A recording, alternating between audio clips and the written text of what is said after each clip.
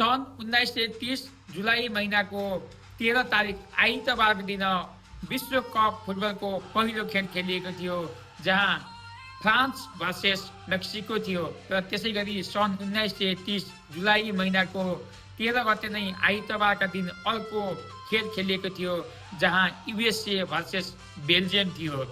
सन् 1930 जुलाई 13 तारिक आइतबारको दिन खेलिएको पहिलो खेल फ्रान्स भर्सेस मेक्सिकोमा फ्रान्सले 4 गोल र मेक्सिकोले 1 गोल हानेको थियो। र सोही दिन खेलिएको दोस्रो खेल युएसए भर्सेस बेल्जियममा युएसएले 3 गोल र बेल्जियमले 0 गोल हानेको थियो। नमस्कार साथीहरू, म रामप्रसाद ढकाल। हरेक व्यक्तिलाई सोधे भने खेल भनेर सोधे भने सबैको दिमागमा सबैभन्दा पहिला फुटबल आउँछ। सबैले मन पराउने, सबैले हेर्ने, संसारमा झन्नै आधा भन्दा पनि बढी जनसङ्ख्याले हेर्ने खेललाई भनिन्छ फुटबल। अहिले यति बेला फिफा वर्ल्ड कप चलिरहेको छ, फिफा वर्ल्ड कप 2026। यही भिडियोबाट मैले फिफा वर्ल्ड कपमा खेलिएका ती सम्पूर्ण खेलहरू 1930 जुलाईबाट सुरु भएको पहिलो फिफा वर्ल्ड कपको इतिहासदेखि आजसम्म 2026सम्म आइपुग्दासम्म कुन राष्ट्रले होस्ट गरे, कुन राष्ट्रले फिफा वर्ल्ड कपको कप जितेका छन्, म तपाईँहरूलाई यो सम्पूर्ण जानकारी दिनेछु। यो यति बेला फुटबल वर्ल्ड कप चलेको भएको कारणले गर्दाखेरि पनि यो भिडियो म तपाईँहरू बिच पस्किने जमर्को गरेको छु। झन्डै 96 वर्ष भइसक्यो फिफा वर्ल्ड कप सुरु भएको। 1930 जुलाईदेखि सुरु भएको फिफा वर्ल्ड कप हरेक 4 वर्षमा खेलिने खेल हो। हरेक 4 वर्षमा खेलिने खेल भए तापनि यद्यपि 1942 र 1946मा दोस्रो विश्वयुद्धको कारणले गर्दाखेरि फिफा वर्ल्ड कप हुन सकेको थिएन। अहिलेसम्म फिफा वर्ल्ड कप 19वटा देशले होस्ट गरिसकेका छन् र फिफा वर्ल्ड कपमा धेरै टिमहरू सामेल भएपछि धेरै टिमहरूले खेले तापनि अहिलेसम्म मात्र 8वटा देशले मात्रै फिफा वर्ल्ड कप जित्न सफल भएका छन्। यी सम्पूर्ण जानकारीहरू आजको यस भिडियोमा म तपाईँहरूलाई पस्किनेछु। करिब 2000 वर्ष पहिला चाइनामा एउटा खजु नाम भएको खेल खेलिन्थ्यो। त्यही खजु नाम भएको खेल आज वर्तमानमा आएर फुटबल भएको छ। 1863मा द फुटबल एसोसिएसन गठन भएपछि फुटबलका नियमहरू बनेको थियो र आधुनिक युगमा फुटबलको उत्पत्ति इङ्ल्यान्डबाट भएको मानिन्छ। विश्वकप फुटबलको सुरुवातीमा 13वटा देशले वर्ल्ड कपमा भाग लिने गर्थे र त्यसै गरी सन् 1982मा 13वटालाई बढाएर 24वटा बनाइयो र त्यसै गरी सन् 1998मा 24वटालाई बढाएर 32वटा राष्ट्रको सहभागी हुने गराइयो र त्यसै गरी 2026मा 32वटाबाट बढाएर 48वटा राष्ट्रले फुटबल खेल्ने नियम बनाइयो। यति बेला विश्वकप 2026 युएसए, मेक्सिको र क्यानाडा यिनी 3वटा देशले आयोजना गरेका छन्। 48वटा टोलीहरूले सहभागिता जनाएको छन्। विश्वकप फुटबलको इतिहासमा हेऱ्यो भने 96 वर्षको यो इतिहासमा मात्र 8वटा देशले मात्रै अहिलेसम्म विश्वकपको कप उठाएका छन्। अहिलेसम्म विजेता राष्ट्रहरू मात्र 8वटा मात्र विजेता राष्ट्रहरू छन्। 8वटा विजेता राष्ट्रहरूमा Brazil, Germany, Italy, Argentina, France, Uruguay, England र स्पेन। अहिलेसम्म 5चोटि विश्वकपको कप जितेको ब्राजिलले सन् 1958मा, 1962मा, 1970मा, 1994मा र 2002मा गरेर ब्राजिलले 5 पटक विश्वकप जितेको छ भने जर्मनीले 4 पटक जितेको छ। जर्मनीले 1954मा, 1974मा, 1990मा र पहिला तपाईँहरूलाई थाहा नै होला, जर्मनी पहिला पश्चिम जर्मनी र पूर्वी जर्मनी भनेर भनिन्थ्यो। जर्मनीलाई जब दोस्रो विश्वयुद्ध सकिएपछि युएसएसआरले पश्चिम जर्मनी र अमेरिकाले पूर्वी जर्मनीमाथि कन्ट्रोल गर्थे। त्यहाँ बर्लिनको वाल भन्ने थियो, त्यो बर्लिनको वालले यी दुईटा जर्मनीहरूलाई छुट्याइन्थ्यो। तर पछि फेरि सोभियत सङ्घ तपाईँको कोल्याप्स भएपछि, जर्मनी युनाइटेड भएपछि फेरि जर्मनीले 2014मा पनि विश्वकप जितेको थियो। त्योभन्दा पहिला पश्चिम जर्मनीले जितेको थियो, जुन सोभियतको अन्डरमा थियो।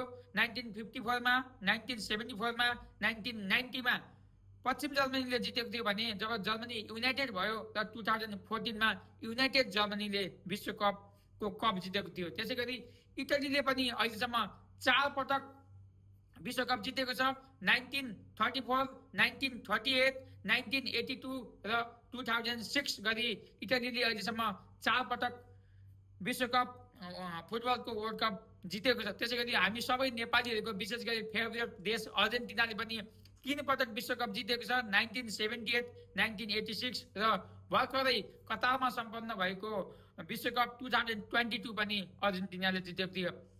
त्यसै गरी फ्रान्सले 2 पटक विश्वकप जितेको छ 1998 र 2018 मा। 2022 मा पनि फ्रान्स र अर्जेन्टिना विश्वकप फाइनलमा पुगेका थिए भने त्यति बेला अर्जेन्टिनाले जितेको थियो। त्यसै गरी उरुग्वे जुन 1930 मा सबैभन्दा पहिला विश्वकप आयोजना गर्ने देश थियो, उरुग्वेले पनि 2 पटक विश्वकप जितेको छ।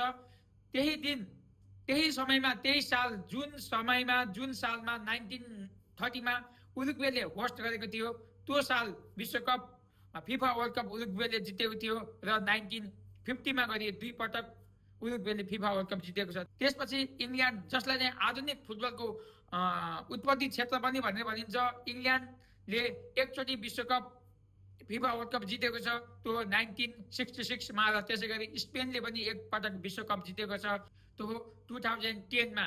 अहिलेसम्म 19 वटा राष्ट्रले विश्वकप फुटबललाई होस्ट गरेका छन् र यसमा 8 वटा देश मात्रै विजय भएका छन्। जुन देश मैले तपाईँलाई भनिहालेँ, ब्राजिल 5 पटक, जर्मनी 4 पटक, इटली 4 पटक, अर्जेन्टिना 3 पटक, फ्रान्स 2 पटक, उरुग्वे 2 पटक, इङ्ल्यान्ड 1 पटक र स्पेन 1 पटक गरेर अहिलेसम्म यति राष्ट्रहरूले विश्वकप जितेका छन्। आशा छ 2026 मा हामीले एउटा नयाँ देश थपिएको देख्न सक्नेछौँ।